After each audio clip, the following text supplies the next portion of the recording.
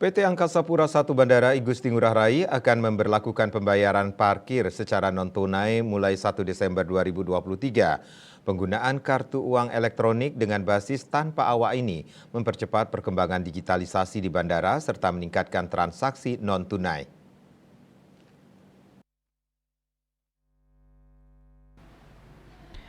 General Manager Bandara Igusti Ngurah Rai Handi Heryuditiawan Kamis 9 November mengatakan, upaya mendukung transaksi non-tunai ini telah dijalankan sejak tahun 2021, saat itu dengan menerapkan sistem cashless. Artinya, belum sepenuhnya manless karena masih ada proses mengambil karcis parkir di pintu masuk kendaraan dan menyerahkannya ke petugas di pintu keluar. Menurutnya, seluruh proses mulai masuk hingga keluar kendaraan dilakukan pengguna jasa secara mandiri dengan menempel kartu elektronik, tidak ada karcis parkir. Migrasi ini juga sebagai upaya pengurangan penggunaan kertas agar pelayanan di bandara semakin ramah lingkungan. Untuk tahap awal, pelaksanaan manless parking di tanggal 1 Desember 2023 hanya berlaku bagi kendaraan roda 4 atau lebih, sementara untuk kendaraan roda 2 masih menggunakan sistem cashless.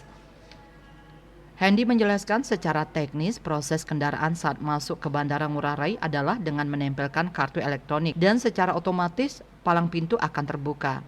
Selanjutnya diproses kendaraan keluar agar kartu elektronik yang ditempelkan adalah kartu elektronik yang sama seperti yang digunakan saat proses masuk agar terbaca pada sistem. Untuk potensi kendala teknis, pada setiap dispenser tersedia tombol bantuan yang terhubung pada petugas di ruang kontrol yang akan membantu mengasistensi dan memberikan solusi atas kendala yang dialami, serta bertugas memanggil petugas lapangan jika kendala tidak dapat segera tertangani.